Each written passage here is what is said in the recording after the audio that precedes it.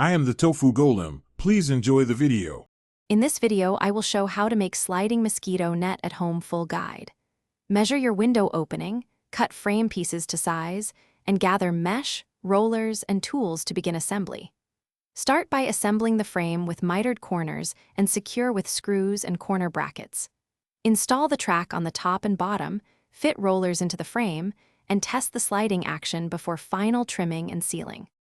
I'll walk you through cutting, joining, and reinforcing the frame so your screen stays square and durable. Cut aluminum or wood profiles to exact measurements, use corner brackets and screws for strength, and reinforce long spans with a center bar if needed. Sand edges, remove burrs, and ensure the track mates smoothly. Test the frame in the opening before attaching mesh to avoid alignment issues. Take measurements twice to reduce waste. Thanks for watching, and if this guide helps you, please subscribe and like to support more projects.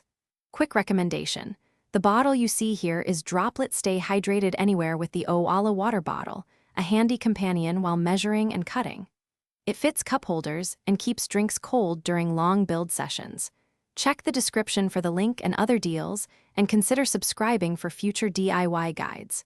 Now let's get back to the video. Trim the mesh to overlap the frame slightly and attach using spline and a roller or adhesive for a clean hold. Fit top and bottom tracks, lubricate rollers lightly, and check that the sliding panels move without binding.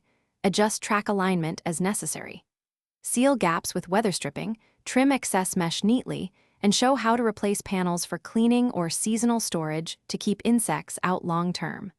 Also demonstrate basic maintenance tips. Thanks for watching. Consider subscribing if we helped you today.